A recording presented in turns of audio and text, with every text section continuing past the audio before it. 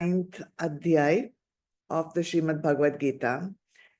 And just to recap, there are 18 Adhyayas in the Gita and 700 shlokas.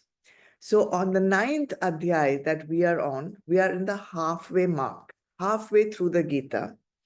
And this 9th Adhyay, Bhagwan has chosen to call it Rajavidya Rajaguhyam, meaning the ability to get union with Bhagwan through the supreme knowledge and the supreme secret. What exactly is this supreme knowledge and what exactly is this supreme secret that Bhagwan is telling Arjun in this middle of the Bhagavad Gita 9th Adhyay? Today, we are going to see the 22nd shloka. And I might tell you that the 22nd shloka of the 9th Adhyay of the Gita is the 350th shloka of the Gita. So it's right in the middle of the entire Shastra. So just like in most necklaces, they have lots of jewels and beads, but the center part, the hanging pendant or the middle part of the necklace always has the biggest jewel, like a big diamond maybe. So this 22nd shloka that we are going to study today is that priceless diamond pendant in the entire necklace of the Gita.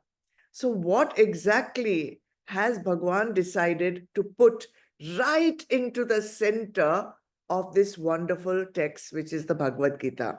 Let's chant Shlok 22. Ananyaschintayanto mam ye jana paryupasate tesham nityabhiyuktanam yogakshemam vahamyaham. Bhagwan is telling this supreme secret to Arjun.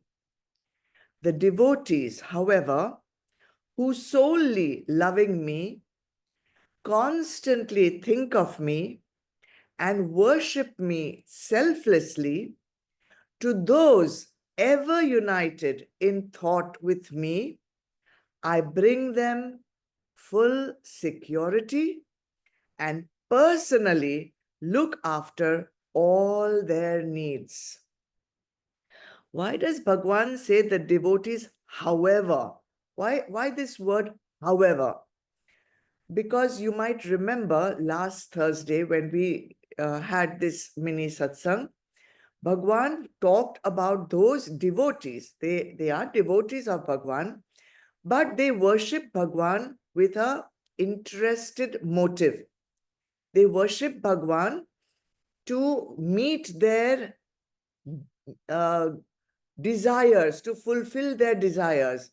They do yagyas, they do havans, they do homa, they do all sorts of sadhanas only because they want to fulfill their desires, maybe in this world, maybe also after death. They want to go to Swarga.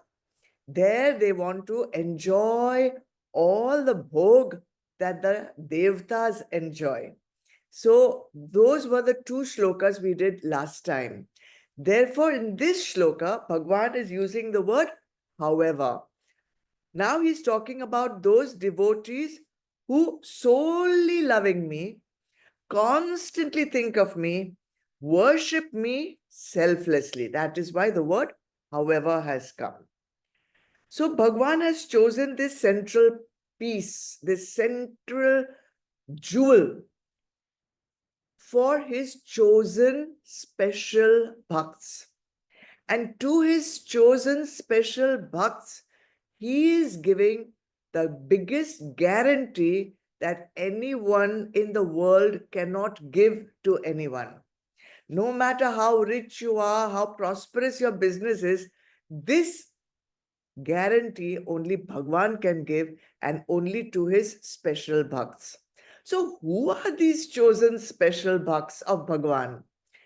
And what makes them so special? And what is this guarantee that Bhagwan is giving them? So two things we have to see in this shloka. Who are these special bhakts? What has made them so special? And what is this priceless guarantee? So let's look at the first part. Who are these bhakts and what makes them special? Bhagwan says there are three qualities that of a bhakt that make them Bhagwan's special chosen ones. Let's go to the first quality. Bhagwan calls it Ananya Chinta. This is a mental discipline that the sadhak has trained himself, has trained his mind to develop. Chinta means thought, and Ananya means no other, no other. So there are two ways of interpreting this quality. Ananya Chinta means constantly thinking of the divine. One way of saying is that no other thought is there. No matter, all the time, Bhagwan, Bhagwan, Bhagwan, Bhagwan, Bhagwan, that thought is going on in the mind. That is one way of looking at it. I think the meaning over here is not that the mind is going, Bhagwan, Bhagwan, Bhagwan, Bhagwan, not like that, constantly thinking. It means there is no notion of any other in the mind. No notion of other. What does that mean? This notion of other exists when one has not realized the self. Other is anya. We have, till we have understood this oneness, we have experienced this oneness of the self with Bhagwan, till that time one has that notion of I am different from the other. There are others also. This is what we had talked about earlier, prithaktvena, the separateness of one with Bhagwan. Bhagwan is separate from me. Other people are also separate from me. We are all individuals. That is the Anya way of looking at life. The other exists. And when an other exists, then automatically there will be some disassociation, a difference of opinions, conflicts will arise because I am different from you. So all these thoughts will keep coming of this separateness, of this conflict, and all kinds of thoughts lead to actions. And therefore, my thoughts will be scattered. My actions also will be scattered. I will have many goals because different people, different things will have different goals. I will have personal goals, relationship goals, financial goals, social goals, even spiritual goals. And the importance that a person will give to all these various goals and various relationships will keep varying. It will vary from person to person also, and it will vary from time to time with the same person also. So all this makes the mind active, going out into sansar, fulfilling all these different goals. Therefore, progress in any one goal will always have some obstacles, because sometimes one goal will be more important, another time another goal will be more important. So this goal will have to take the back seat. Now, when the sadhak makes this resolve that he wants to be anchored in the self, he wants to be anchored in the divine, then all this conflict of goals and conflict of priorities and time required will slow down. When this slowing down can happen, then the sadhak will be able to see what really is the priority for me. Which goal should I give most 100% priority to. Now he will, if it is financial goal, then there. If it is relationship goal, then there. Social goal, then that priority. But if it is spiritual goal, then he will be able to focus his entire attention on his own self with a capital S. Because he is now made this firm resolve, other goals, vasanas, desires will start dissolving, will start becoming unimportant for him. And this ignorance that he has of me and the other, that slowly, slowly starts getting removed. When there is no space left in the mind for anything other than the divine, then we will know that he has been able to constantly see the divinity in each and every one. Wherever he sees, whatever he thinks of the other also as the self. This is the process that happens when the mind can slow down, focus on the self, other goals get dissolved, get disappeared. Since he's focusing on the self, the realization comes there is no other. There is only the divine. The self which is in me is the same self in everyone and in everything. So once that happens, he is constantly thinking of the divine. No matter ananya chinta, meaning he's seeing divinity in all, he's knowing divinity in all, he's serving divinity in all. Ananya chinta, first quality that bhakta has to develop to become Bhagwan's chosen special devotee. Ananya chinta. Okay, how will this happen? What is this sadhana that I need to do? Because there's no point in saying, oh, this is what Bhagwan likes. But how, my biggest concern is that how can we implement this knowledge? How can we bring this knowledge that Bhagwan likes Ananya Chinta in the sadhak? So what must the sadhak do to develop Ananya Chinta in his mind? Since this is a sadhana of the mind, he has to train his mind to not get dragged, not allow the mind to get dragged into 100 different things. So what are the sadhanas that will help that? Japa, Swadhyay, Shravan, Manan, of course, chanting, definitely, reading the scriptures, and keeping that mind aware and under control. That when you see it running here and there, your guru mantra brings it back till the mind has been trained sufficiently that spontaneously it remains still and steady. This state we have to reach of no other. Notion has to come in the mind. There is no other. All conflicts in life will stop, will disappear when you understand that there is no other. If there is no other, with who will we have conflicts? Okay, I'm not talking about big conflicts like war. I'm talking about the daily conflicts that you have in your daily life. Okay, so this is the state of realization. No other. Ananya Chinta. Okay. Second quality. What does Bhagwan look for? He looks for Mam ye jana paryupasate.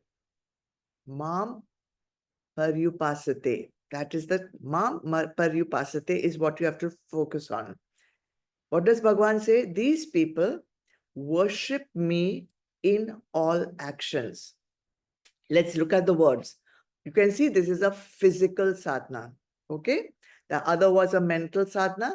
This is a physical sadhana. Upasate, if you take that part of the word, upasate is made up of two words. Upa, asate. Upasate together means worship. What kind of worship? Upa means nearest to you, intimate, nearest to you. Asate means asate, abides, takes asan. What is it that takes asan nearest to you is what you worship. Here, it is not just upasate, it is paryupasate. This pari, which has been put in front of upasate, means intensely centered. Intensely centered. So you are intensely centered in something that is nearest to you.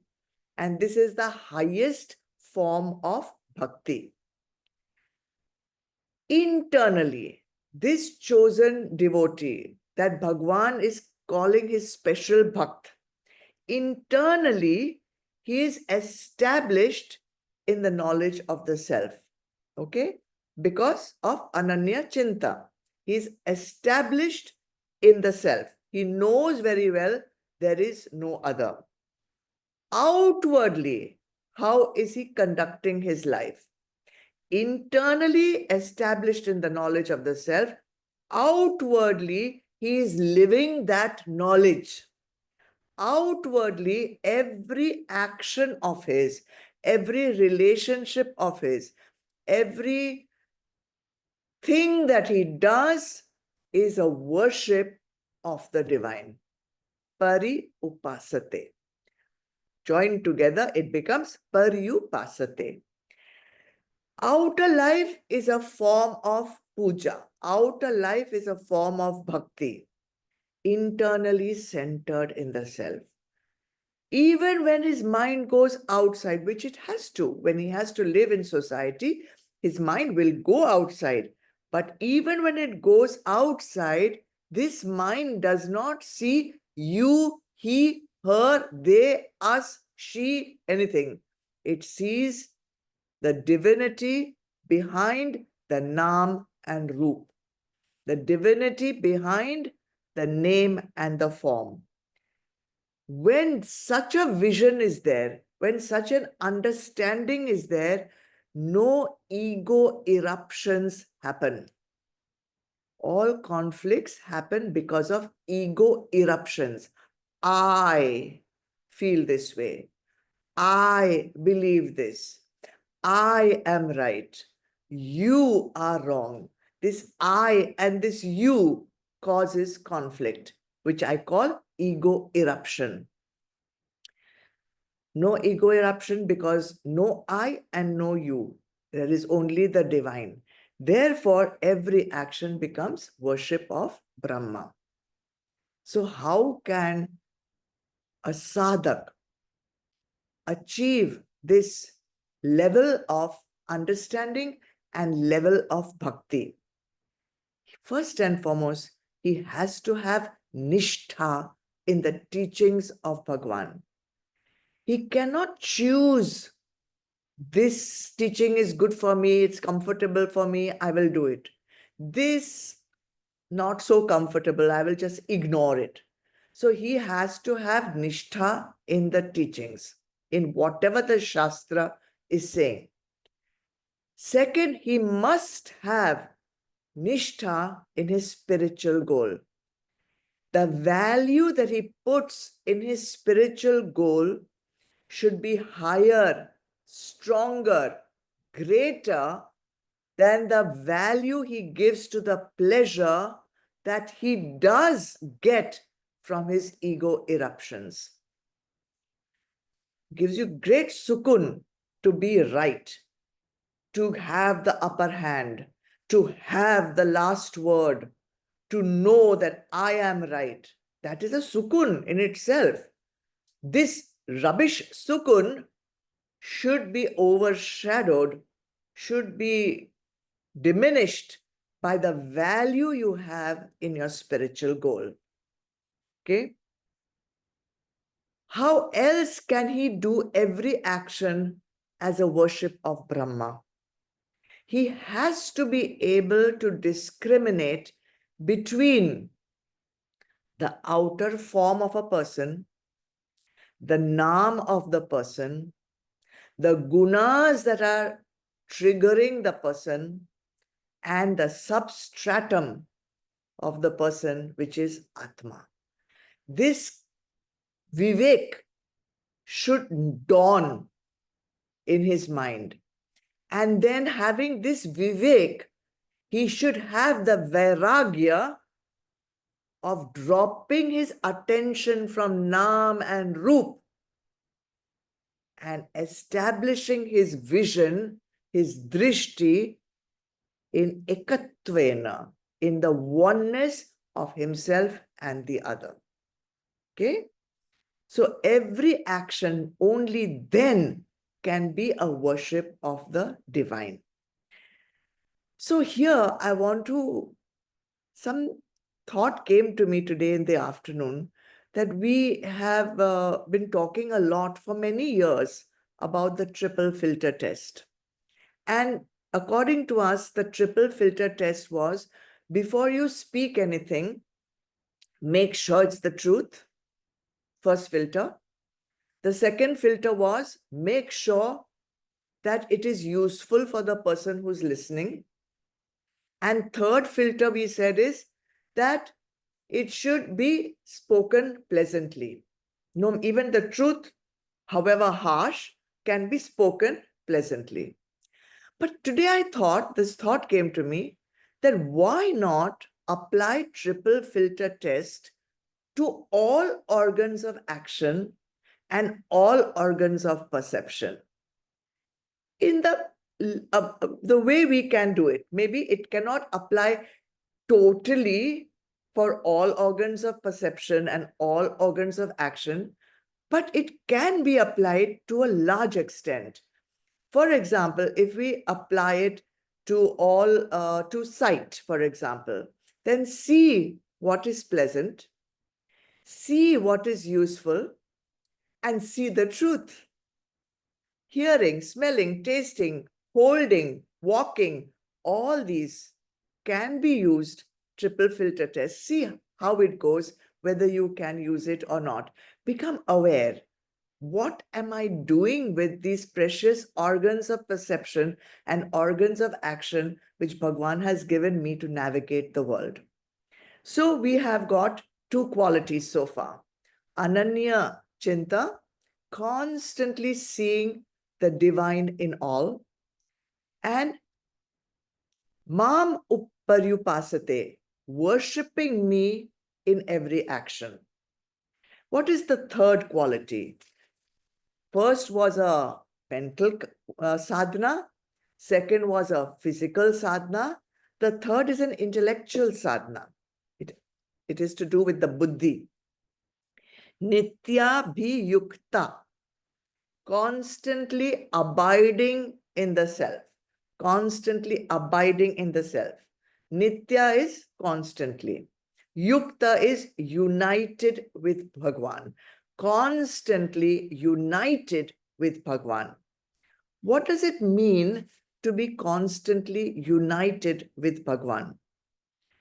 It means to be constantly aware, earnestly aware, and constantly and earnestly engaged in the belief, Aham Brahmasmi. To be constantly aware and constantly engaged in the belief, I am not the body, I am not the mind, I am not the intellect, I am Atma. To have that constant, Nitya, Yukta, united in that belief, Aham Brahmasmi. Wherever the yogi's mind may go, whatever the yogi may perceive, whatever they may do, they know it is nothing more than Brahma, nothing more than Atma. Firm belief, nishtha, no confusion, no doubt, beyond confusion, the reality of their own identity and the reality of all other people's identity. It is not enough for you to know Aham Brahmasmi. That is ego then, if it is only Aham Brahmasmi. But Tattvamasi, you are also that. Sarvam Khalvidam Brahma. Everything is Brahma. That means Nitya Abhiyukta, constantly united with Atma, with God. How can we train ourselves? How can we train our buddhi? How can we be constantly abiding in the self? What should the sadhak be doing? Slow down. First and foremost, you will need to slow down your hectic lifestyle. When you'll slow down, you'll become aware what are the inputs I'm giving myself, because the inputs that I'm giving myself are creating my thoughts. The inputs that I'm giving myself are creating my notions, my beliefs, just like the food that you're eating is creating this body. Other inputs that you're giving with all your other sense organs are creating your thoughts and your beliefs. So shut down all the inputs that are not taking you to your goal. Now, I'm talking about spiritual goal, but if you have any other goal, then this applies for that goal also. But here, Bhagwan is not talking about any other goal. He's talking only about spiritual goal. We have to direct our sense organs. We have to direct our organs of action to take them from the outside world inwards, towards the self. Everything to achieve this, everything has to now converge into the self. This is a training. This is a training. Once you have gone inside, don't think thoughts will not automatically erupt. They will. So you have to learn to push them aside. You have to learn to not initiate new thoughts. You have to learn to not allow the mind to get dragged out like a vacuum cleaner. Sansar will pull you out. You have to learn to resist that. You have to focus on the self. And of course, when all this happens, you will be able to experience the silence of the Atma, your own silence, the silence that you are of beingness. You will be able to experience that. And when you'll experience that, you will be united with the self. So these are the three qualities we need as sadhaks to develop. What are they?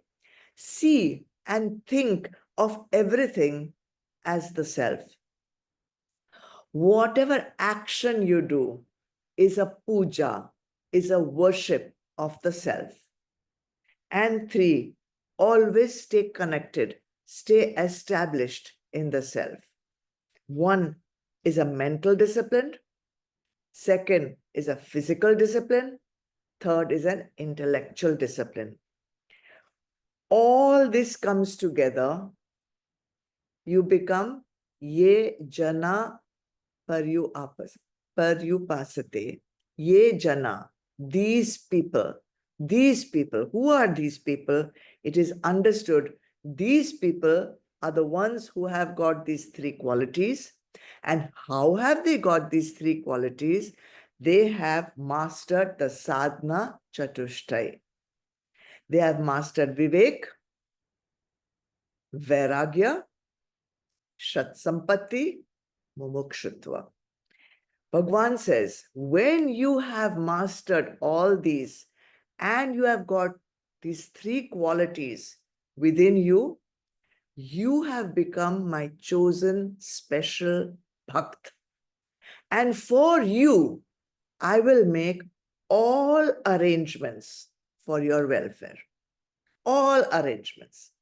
In fact, in some of the Shastras, it's said that even the Devtas will come and serve these people because they are so chosen, so special.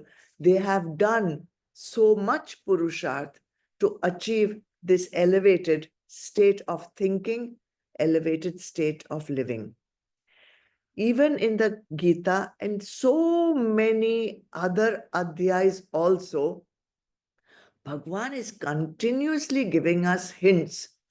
You can check up Adhyay 7 in Shlok 17 and 18.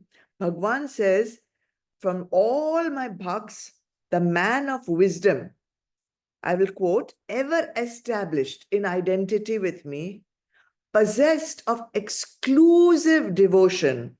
This is the best devotee of mine. And he says, I am extremely dear to this wise man who knows me in reality. And he is extremely dear to me.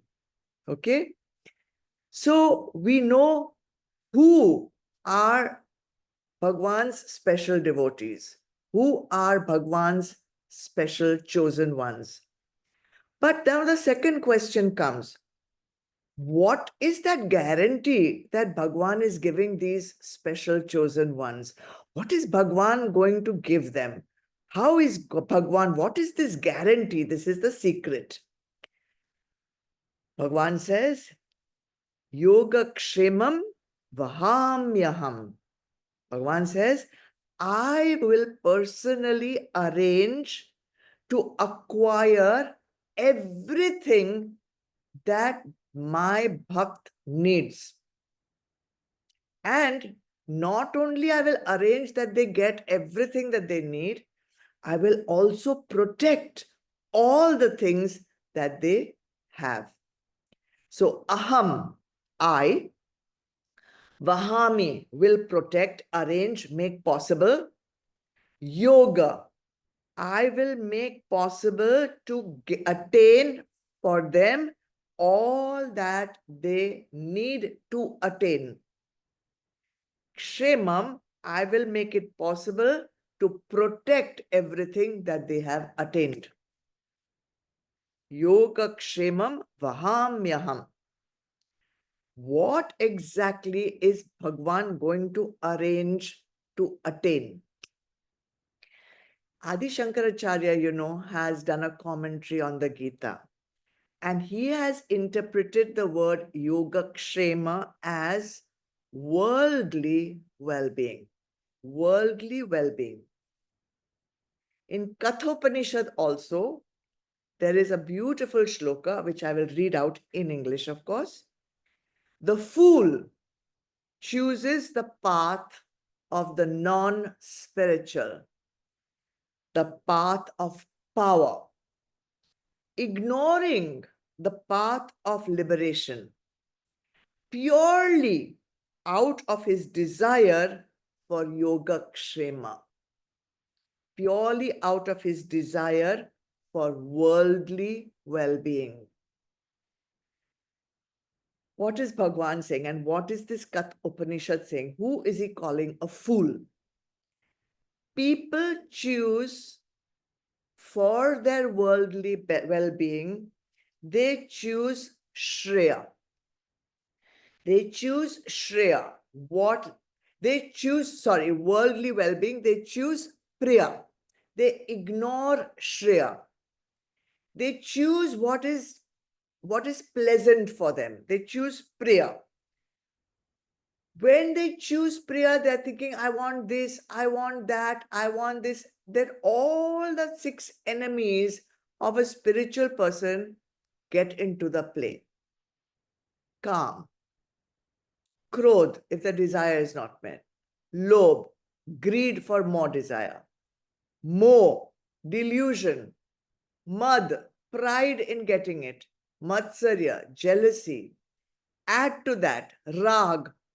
Add to that, dvesh. add to that fear, add to that fear of loss, fear of the future, even your FOMO, fear of missing out. All this happens because people choose prayer over Shreya. And where does it take them? Patan. And this is all for worldly well being. Bhagwan is promising his chosen bhaks. You don't have to worry about worldly well being. I will personally take care of that. You don't have to worry about it. Your worldly well being, you do not have to have fear about it. You do not have to work anything for it. I will take care of it. As far as prayer is concerned, what happens to the desires of these chosen bhaks?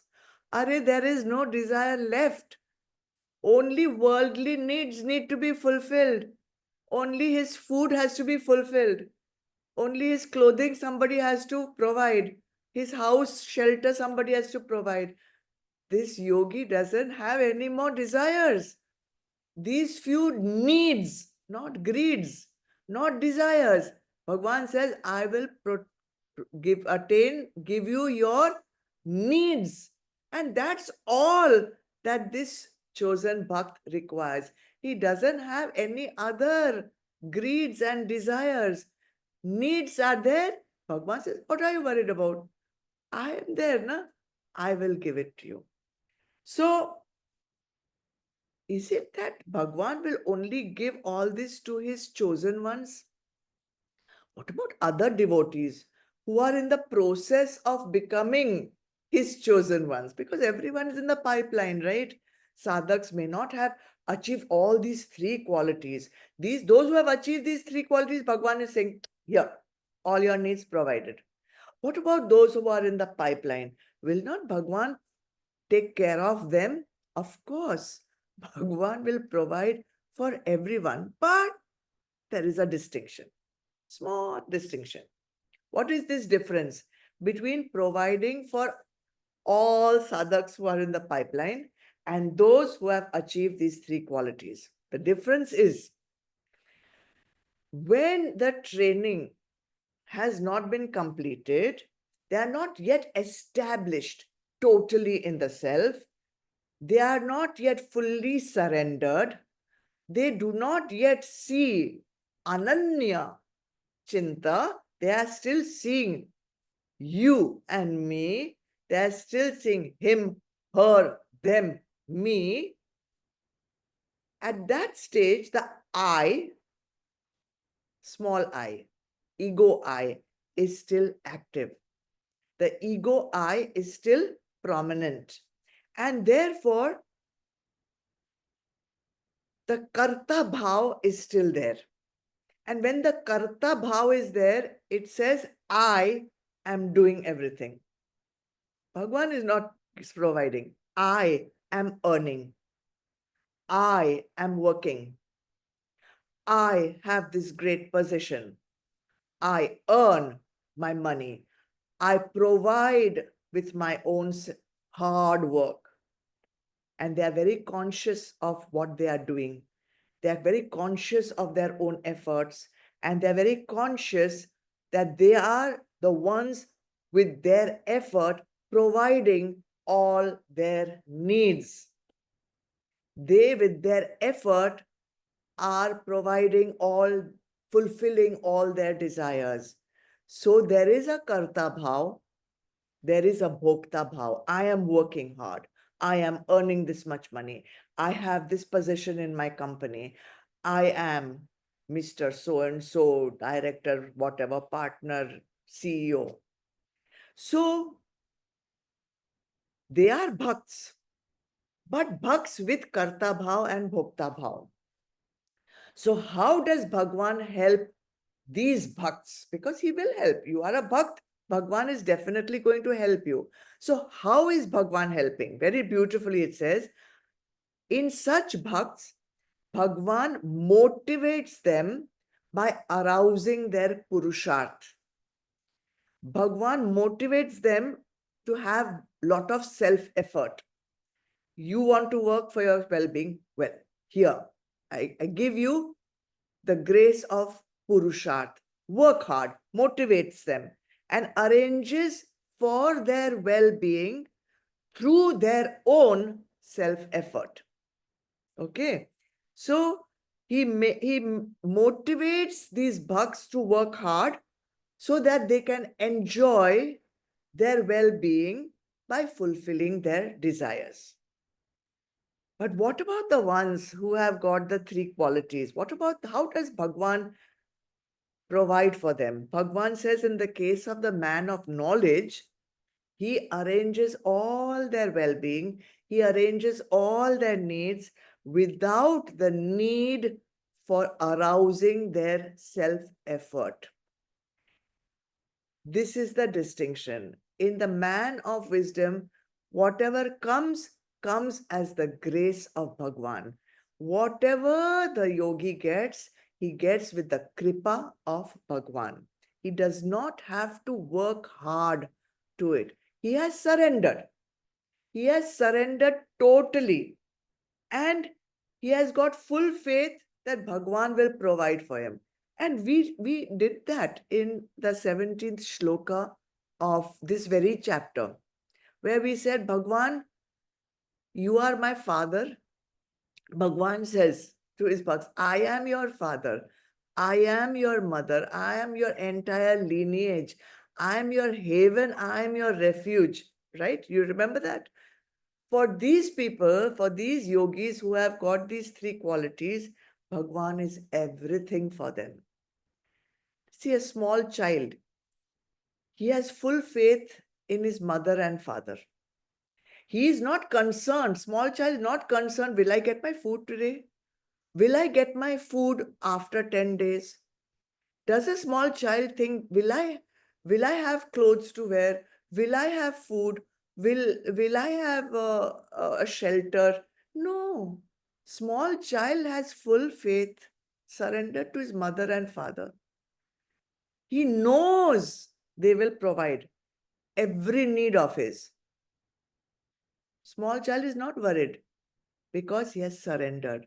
The sadhak with these three qualities has totally, unconditionally surrendered. He knows Bhagwan will provide. If I need it, it will come. If I don't need it, it will not come. That much surrenderfulness. He's not even concerned about death because he knows Bhagwan is in charge of his life. Bhagwan is driving my chariot. What do I have to worry about? Okay. Whatever Bhagwan decides is necessary for me, Bhagwan will provide. If in Bhagwan's opinion it is not necessary for me, it will not come. And with that also, he is perfectly okay.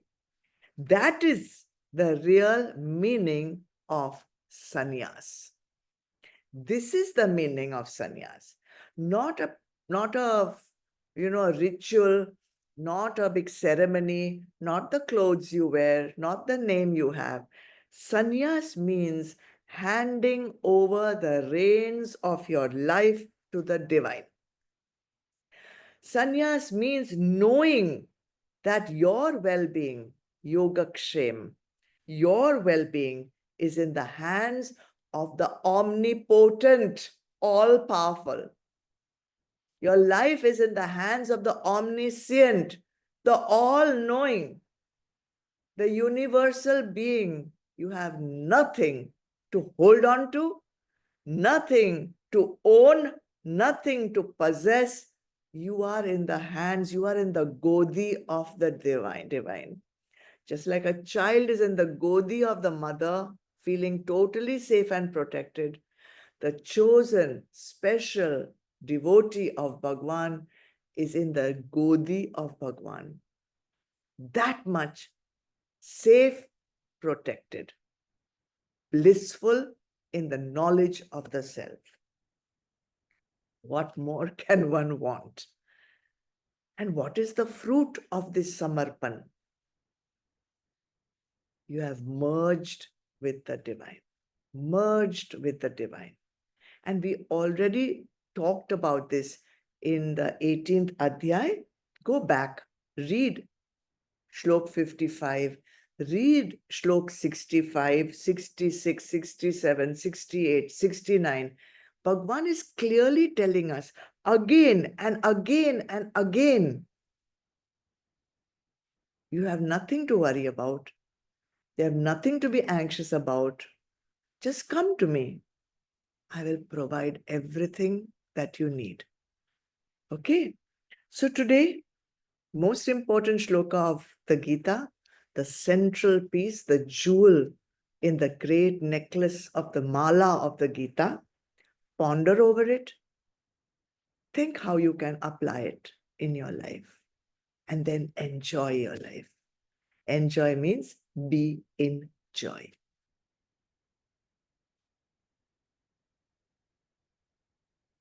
Om.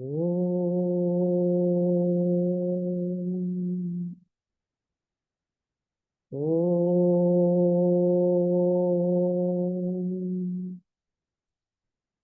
Om.